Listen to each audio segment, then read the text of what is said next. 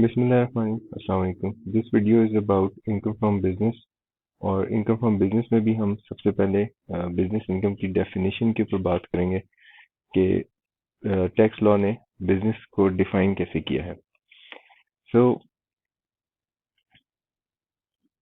Section 2 sub section 10 में business को सबसे पहले डिफाइन किया गया है और इसके अंदर सिंपल टर्मिनोलॉजीज हैं विच सेज के business includes trade, commerce, manufacture, profession and vocation. Now trade से मुराद तिजारत है, सामान खरीदा और बेच दिया। और मैन्युफैक्चर इससे थोड़ा सा डिफरेंट होता है क्योंकि इसमें आप रॉ मटेरियल परचेज करते हैं और उसकी फिनिश गुड्स बनाकर सेल करते हैं। ट्रेड में आप फिनिश्ड गुड्स ही परचेज करते हैं, उसको सेल करते हैं। कॉमर्स किसी भी कमर्शियल एक्टिविटी को बोलते हैं। प्रोफेशन और वोकेशन में फ़र्क ये होता है कि जब कोई भी स्किल आपके पास है और आप उसके लिए सर्टिफाइड भी हैं तो फिर आपका वो प्रोफेशन कहलाता है। लेकिन अगर आपके पास सिर्फ स्किल है, उसकी कोई बाकायदा डिग्री नहीं है, तो फिर वो वोकेशन है। मसलन जैसे अगर कोई मोटर मैकेनिक है और उसने ये स्किल लर्न की है कि गाड़ी की ट्यूनिंग कैसे करते हैं, तो ये उसका वोकेशन कहलाएगा। लेकिन अगर कोई ऑटोमोबाइल इंजीनियर है और उसके पास बाकायदा इसकी तालीम मौजूद है और वो एक वर्कशॉप रन करता है, तो फिर ये उसका प्रोफेशन कहलाएगा। और एडवेंचर और concern in the nature of above but does not include employment. So इसके लिए हम दो एग्जांपल्स को पहले कंसिडर करते हैं, उसके बाद हमें ये बात समझ आ जाएगी। अब फॉर एग्जांपल रेड बुल एक कंपनी है जो कोल्ड ड्रिंक्स बनाते हैं और ये एक्सट्रीम स्पोर्ट्स को स्पॉन्सर करते हैं। तो डेफिनेटली जो एक्सट्रीम स्पोर्ट्स परफॉर्म कर रहा है जो स्पोर्ट्समैन, उसको इसके कुछ पैसे मिलते होंगे। इसी तरह एमिरेट्स एक एयरलाइन है जिसने एक एडवर्टाइजमेंट बनाई जिसमें एक स्टंट लेडी जो है उसने एक बिल्डिंग के ऊपर खड़े होके परफॉर्म किया एज एन एयर होस्टेस। सो अब जो स्पोर्ट्समैन को जो पैसे दिए गए, रेड बुल ने कोई पेमेंट की किसी एक्सट्रीम स्पोर्ट को परफॉर्म करने की, तो वो चूंकि उस मतलब उस वो उसकी हेड ऑफ इनकम कौन सा होगा, उसका हेड ऑफ इनकम बिजनेस का होगा, क्योंकि बिजनेस की डेफिनेशन में इस एक्टिविटी को शामिल कर दिया गया है कि अगर वो कोई एडवेंचर या स्पोर्ट इस एडवेंचर या कंसर्न इस फॉर्मेट में करते हैं कि वो कोई कमर्शियल एक्टिविटी है उनकी, तो फिर वो बिजनेस इनकम बन जाएगा। इसी तरह जो स्टंट लेडी जिसने परफॉर्म किया एज एन एयर होस्टेस, तो उसको जो पैसे मिलेंगे वो उसका इनकम फ्रॉम बिजनेस कहलाएगा। हाँ, अगर उनके दरमियान मुआहदा यानी स्पोर्ट्समैन या स्टंट लेडी के दरमियान मुआहदा इस तरह का है कि वो एम्प्लॉयमेंट की कंडीशंस पूरी करता है, तो फिर वो बिजनेस इनकम उनकी नहीं बनेगी। जो उनका मुआवजा होगा उसको हम बिजनेस इनकम नहीं कहेंगे। उसके बाद जब बिजनेस के बारे में डिसाइड हो गया कि बिजनेस किसको बोलते हैं, तो next is income from business. कौन सी चीजें हैं जिसको इनकम फ्रॉम बिजनेस में ऐड किया जाएगा। So first is about following income shall be chargeable to tax under the head income from business. Section 18 में ये सारी प्रोविजन दी गई है। Profits and gains of any business carried on by the person. तो ये तो बहुत ही सिंपल डिक्शनरी मीनिंग्स वाला सेंटेंस है, कोई टेक्निकल बात उसमें नहीं है। Income derived bye trade, profession, similar association from sale of goods or provision of services to members. Now यहाँ पे आप थोड़ा सा रिकॉल कीजिएगा, जब हमने टाइप ऑफ पर्सन डिस्कस किया था तो हमने बात ही की थी कि एक टाइप ऑफ पर्सन है जिसको हम बोलते हैं कोऑपरेटिव सोसाइटी। ठीक है, टाइप ऑफ पर्सन में एक टाइप ऑफ कंपनी में था cooperative cooperative society. Now cooperative society जो था ये एक डिफरेंट टाइप ऑफ बिजनेस था जिसमें जो कारोबार है, बिजनेस जो है, उसके कुछ मेंबर्स हैं और बिजनेस की जो भी प्रोडक्ट ये बनाता है, प्रोडक्ट ये जो बनाता है ये सिर्फ और सिर्फ इन मेंबर्स को ही सेल की जा सकती है। इसमें मैंने आपको एग्जांपल दी थी, जैसे जो यूजुअली हाउसिंग सोसाइटीज होती हैं वो कोऑपरेटिव सोसाइटी के फॉर्मेट पे वर्क कर रही थी कि आप जिस वक्त वेयर हाउसिंग सोसाइटी की प्रोडक्ट क्या है, प्लॉट ऑफ लैंड है। तो जो ही आप प्लॉट ऑफ लैंड बाय करते हैं तो आप मेंबर हो जाते हैं, यानी कि उस सोसाइटी की प्रोडक्ट बाय करते ही आप मेंबर बन जाते हैं। एक और एग्जांपल जो मैं आपको दे चुका हूँ, जैसे उसी लेक्चर में हमने डिस्कस की थी Pakistan cycle industrial cooperative society, ये जो सोहराब मोटरसाइकिल बनाते हैं। Now it's also cooperative society और इनकी जो प्रोडक्ट है यानी मोटरसाइकिल या बाइसिकल, ये सिर्फ इनके मेंबर्स को सेल होती है। ठीक है, और फिर ये मोटरसाइकिल आगे मेंबर्स फिर मार्केट में सेल कर देता है। नाउ एक कंफ्यूजन यहाँ पे क्लैरिफाई किया है टैक्स लॉ ने, और वो ये है कि जिस वक्त जैसे यहाँ पे ये मोटरसाइकिल बना और ये मेंबर को सेल हुआ और फिर मेंबर ने आगे सेल किया, तो अब बिजनेस इनकम में ये डाउट क्लैरिफाई किया है टैक्स लॉ ने डेफिनेशन में। वो ये कि अगर कोई कोऑपरेटिव सोसाइटी अपने मेंबर को ये मोटरसाइकिल बनाकर बेच रहा है, तो ये उस कोऑपरेटिव सोसाइटी के लिए बिजनेस इनकम कंसिडर की जाएगी, उस कोऑपरेटिव सोसाइटी के लिए बिजनेस इनकम कंसिडर की जाएगी। ठीक है, तो इसको जरा हम पढ़ते हैं दोबारा से। यहाँ पे एक क्लैरिफिकेशन ऐड हुई है। वो क्लैरिफिकेशन क्या है? Income from cooperative society, income of cooperative societies from the sale of goods, immovable property or provision of services to its members is and has always been chargeable to tax। so ये सिर्फ एक clarification है कि cooperative society के case में कहीं आप ये डाउट में ना आ जाएं कि वो तो मेंबर जब आगे बेचेगा तो तब एक्चुअल सेल हुई है। नो, कोऑपरेटिव सोसाइटी से जब मेंबर को मिली तो वो कोऑपरेटिव सोसाइटी की सेल है और वो इनकम फ्रॉम बिजनेस कंसिडर होगी उस कोऑपरेटिव सोसाइटी की। इनकम फ्रॉम हायर और lease of tangible movable property, ये भी सिंपल कि अगर आपने लीज पे दिया कोई टेंजिबल यानी फिजिकल एग्जिस्टेंस वाला मूवेबल एसेट या आइटम, तो उससे जो लीज से जो पैसे आ रहे हैं वो इनकम फ्रॉम बिजनेस में जाएंगे। Fair market value of any benefit of perquisite from any past present or perspective business relationship, चाहे फ्यूचर का कोई बिजनेस रिलेशनशिप बनने वाला हो, इस वक्त का कोई बिजनेस रिलेशनशिप हो या पास्ट का कोई बिजनेस रिलेशनशिप हो, उससे कोई भी बेनिफिट मिला या परक्विजिट मिला तो वो बिजनेस के हेड ऑफ इनकम में इनकम फ्रॉम बिजनेस के तौर पे टैक्स होगा ना। यहाँ बेनिफिट के वर्ड के ऊपर अगर आप देखें तो एक स्टेरिक लगा हुआ है और इस स्टेरिक की एक एक्सप्लेनेशन है। इसको समझने के लिए हमें एक बिजनेस केस समझना पड़ेगा कि ये क्या लिखा हुआ है। ऑल्दो इस बिजनेस केस का आपके सिलेबस से तो कोई ताल्लुक नहीं है, एग्जामिनर नहीं पूछेगा आपसे ये बिजनेस केस, लेकिन just for the understanding of this sentence वो मैं बिजनेस केस आपको एक्सप्लेन कर देता हूँ। नाउ जो पाकिस्तान में जितने भी बैंक्स हैं उनका रेगुलेटर है स्टेट बैंक ऑफ पाकिस्तान। ठीक है जी। और बैंक्स की जो बैलेंस शीट होती है, बैलेंस शीट, उसमें एसेट साइड के ऊपर और लायबिलिटी साइड के ऊपर जो अमाउंट्स आ रही होती हैं उनमें दो बड़ी इंपॉर्टेंट फिगर्स होती हैं। लायबिलिटी साइड पे एक फिगर होती है जिसको बोलते हैं डिपॉजिट्स। ठीक है, यानी जो आप अकाउंट होल्डर जो पैसा बैंक के पास रखाएगा वो बैंक की लायबिलिटी और वो डिपॉजिट्स में नजर आएगा। और इसी तरह बैंक जो पैसा किसी को लोन के तौर पर देगा वो एडवांसेस में लिखा हुआ नजर आएगा। ठीक है, तो ये लोन में जो पैसा देगा ये एडवांसेस में लिखा हुआ नजर आएगा। Now state bank of Pakistan, अब होता ये है कि ये एडवांसेस का एक फीचर ये है कि अगर आपके कस्टमर ने लोन लिया 100 और उससे उसको रिटर्न करने में डिले कर दिया या डिफॉल्ट कर दिया, तो इसका इम्पैक्ट बैंक की फाइनेंशियल स्टेटमेंट्स पे ये आता है कि आपकी जो इनकम, बैंक की जो इनकम है वो मुसलसल बढ़ती हुई नजर आती है, क्योंकि मार्कअप ऑन मार्कअप लगता जाता है ना। जितना ज्यादा डिफॉल्ट करते जाओगे उतना ज्यादा बैंक अपना रिसीवेबल लिखता जाएगा और इनकम लिखता जाएगा।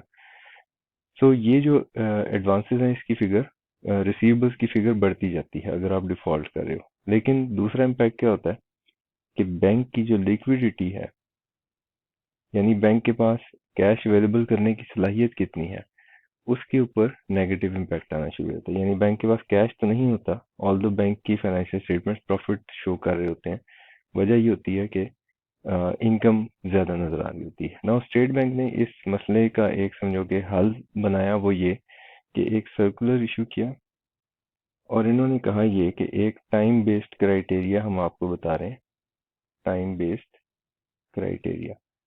और टाइम बेस्ड क्राइटेरिया में क्या लिखा हुआ है? लिखा हुआ ये है कि ये जो एडवांसेस हैं बैंक्स के, बैंक इसका एक एज एनालिसिस बनाएगा, इन एडवांसेस का एज एनालिसिस कि कौन सा एडवांस कितना पुराना हो चुका है, और उसकी बेस के ऊपर उसकी प्रोविजन बनाई जाएगी, नॉन जिसको हम बोलते हैं provision for NPLs, non performing loans.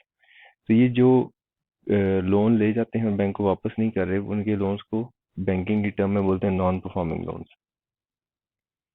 और अगर उसी एज एनालिसिस, वो जो age time based criteria State Bank ने बताया अपने सर्कुलर में, उसमें यही बताया हुआ है कि एक खास टाइम के बाद आपने उसको अपनी बुक्स ऑफ अकाउंट से राइट ऑफ कर देना है। ठीक है, राइट ऑफ कर देना है, या दूसरे लफ्जों में कह दें कि उसको ऑफ बैलेंस शीट ले जाना है। राइट ऑफ तो सही वर्ड नहीं है, ऑफ बैलेंस शीट आइटम बना देना है, यानी बैलेंस शीट से निकाल दो उसको, यहाँ पे नजर ना आए, ताकि यहाँ एडवांसेस में सिर्फ वही रिसीवेबल्स नजर आए जो कि गुड है।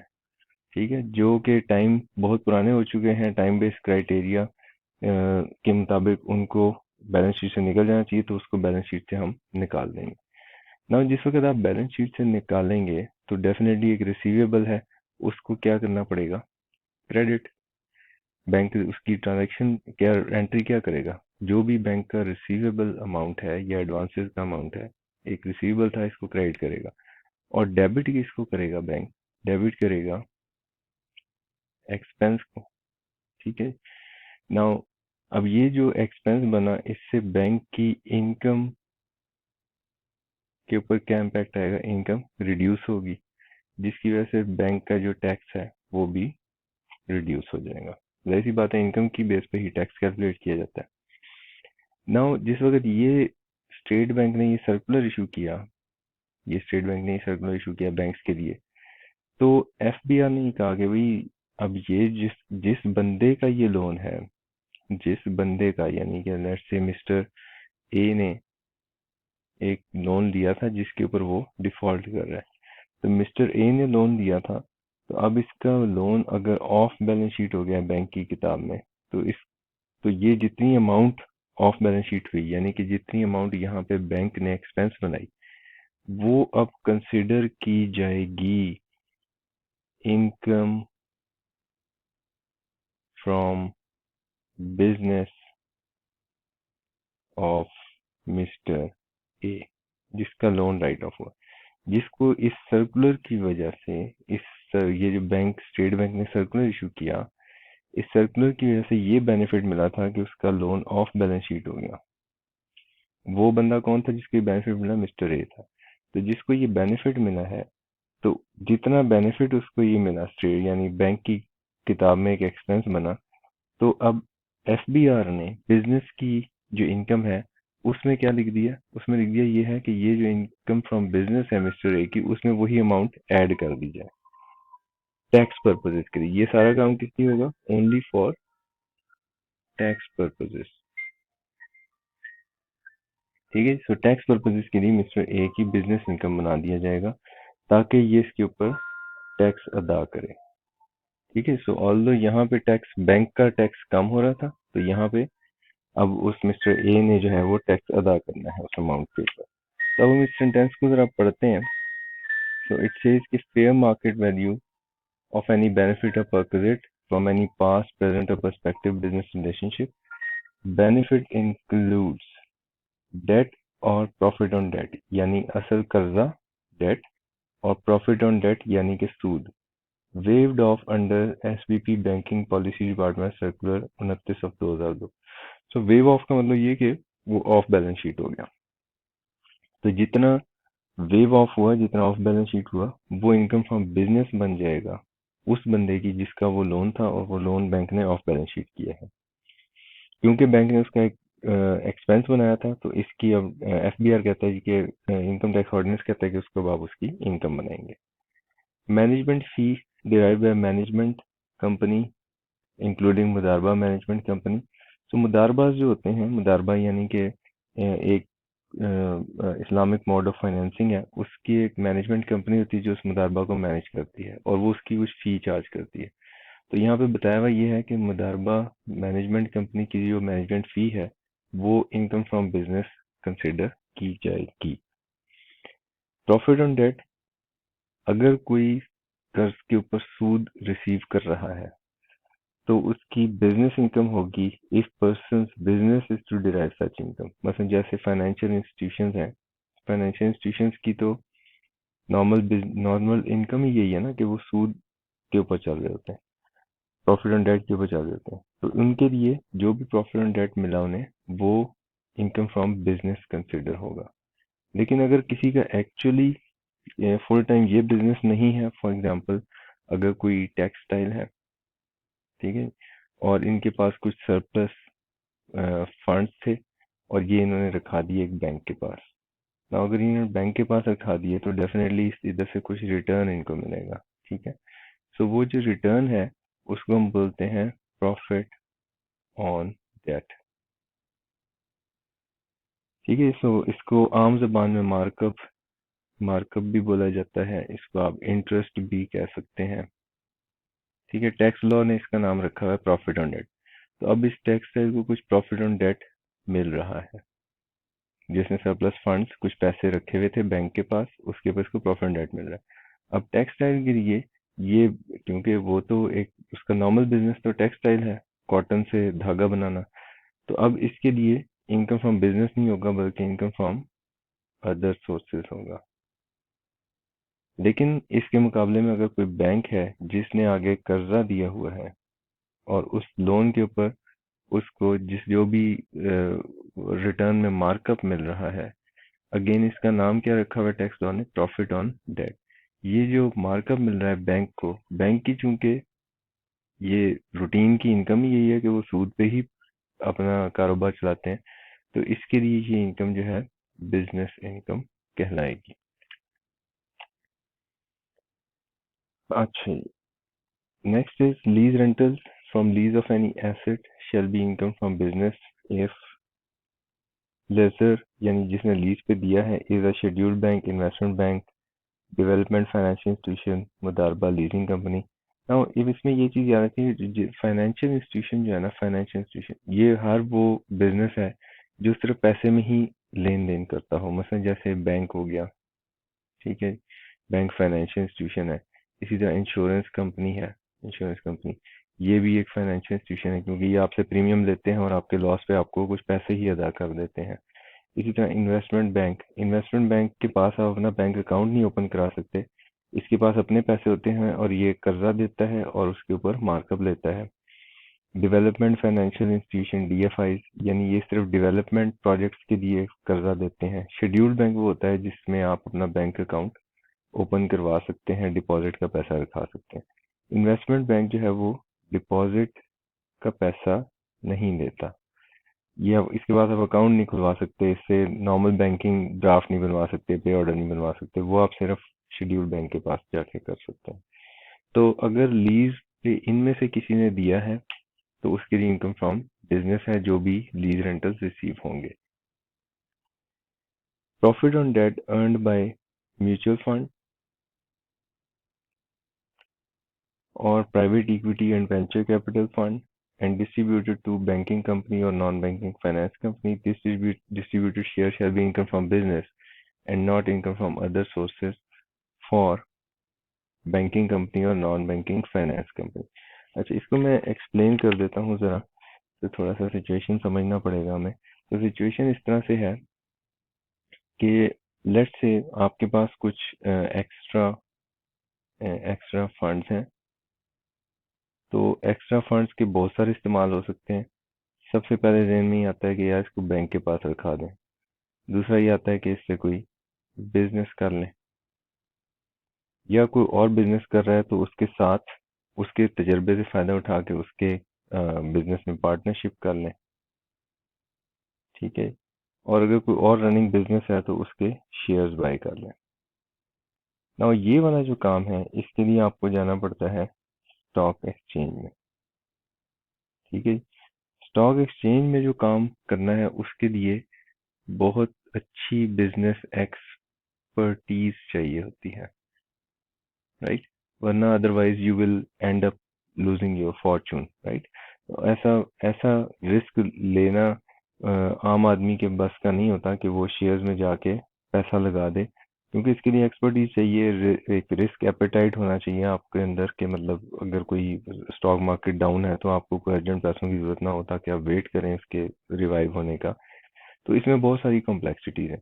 तो अगर आपके पास एक्स्ट्रा फंड्स हैं तो आप एक और काम ये कर सकते हैं कि you don't go directly to buy shares, Instead, you go first to the expert, and the expert will then use your money to buy the shares. ठीक है। नाउ ये एक बाकायदा बिजनेस अब बन चुका है, और इस बिजनेस को बोलते हैं mutual fund.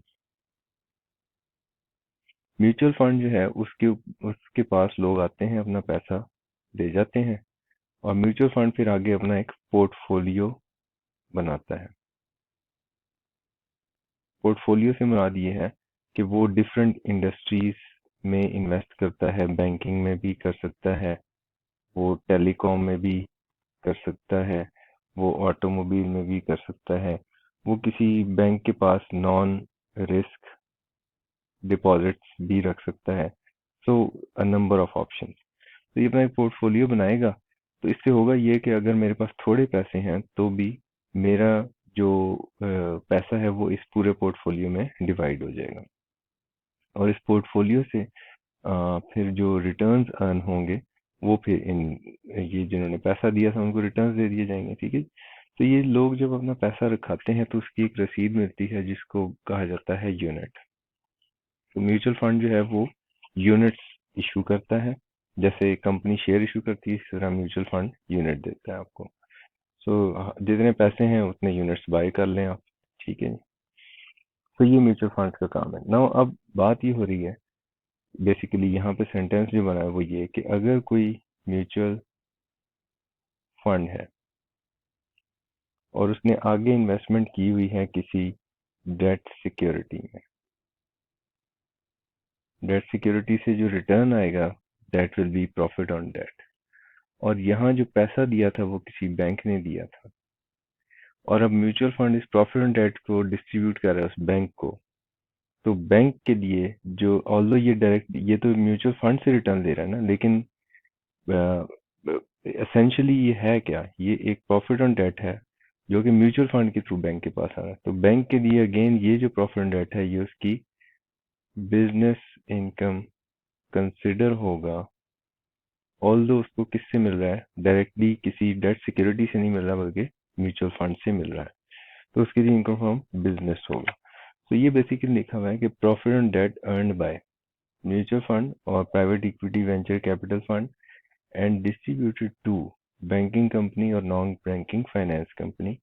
This distributed share shall be income from business and not income from other sources for the banking company or non-banking finance company. तो इसके लिए इनकम फ्रॉम बिजनेस होगा।